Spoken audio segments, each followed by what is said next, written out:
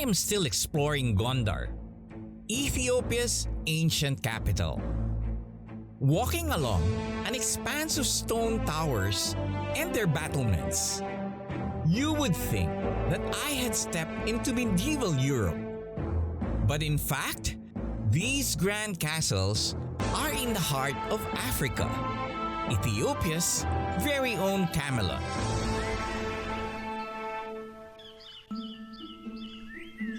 Every empire has a great builder, and for the Abyssinians, or ancient Ethiopians, it was Emperor Fasilides who decided that he would no longer live in nomadic camps, but instead build a strong royal capital.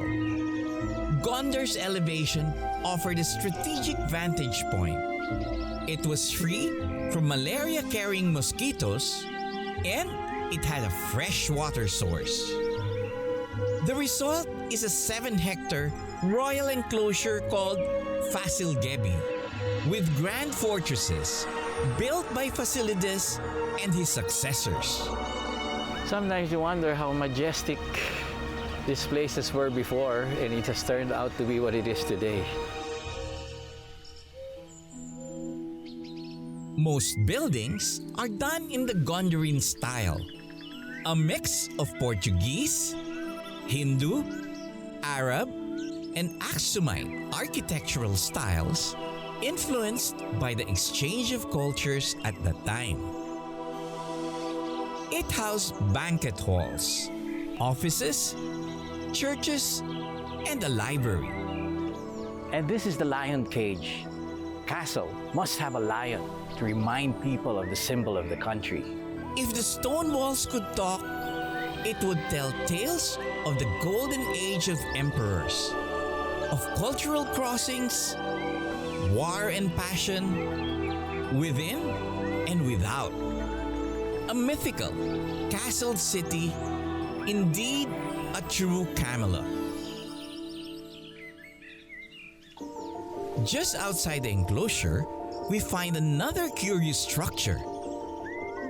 This massive pool is one of Ethiopia's most sacred sites. This is the Fasilides Bath. This is 2 kilometers away from the castle, but the king decided to build it here because it's very close to the river. For its sheer size, it's a real engineering marvel.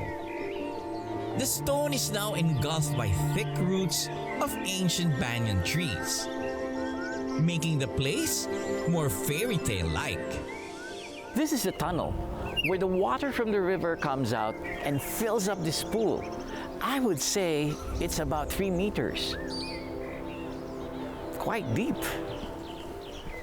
It continues to be used until the present day as a ritual bathing site for the festival of Timket, celebrating Jesus' baptism in the Jordan River.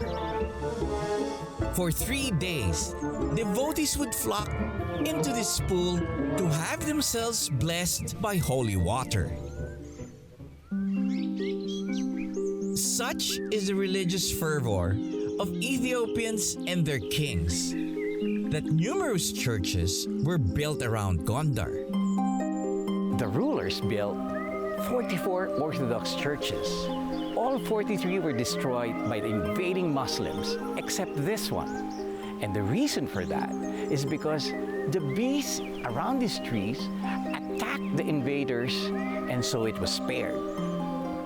Aside from the swarm of bees, it is said that the Archangel Michael himself stood between the Muslim army and the church, carrying a flaming sword.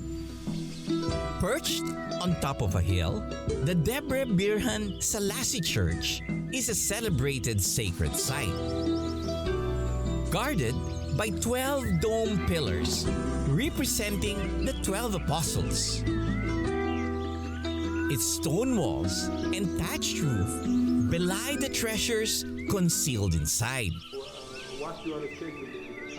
Vivid paintings of biblical scenes cover every inch of the church. The Holy Trinity and crucified Christ hang over the altar.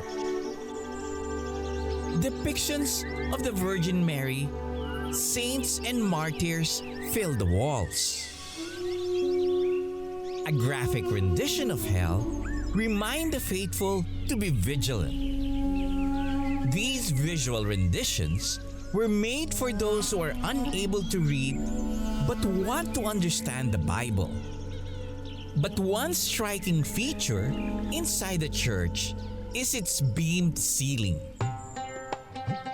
Rows upon rows of cherubs peer down devotees, representing God's all-knowing and ever-present nature.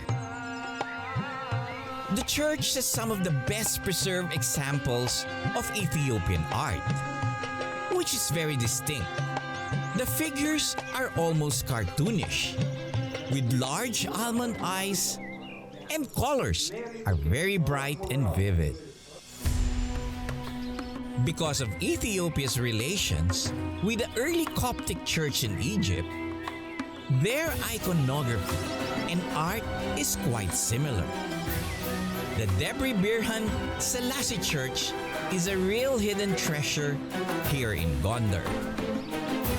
It was amazing to visit the city's church and castles, which echo a bygone era where power rested on the royal and the religious. Up next, from the city, I climb higher to behold the beauty of the Simien Mountains. Get to know life in these high-altitude slopes, while finding unique creatures that are the last of their kind.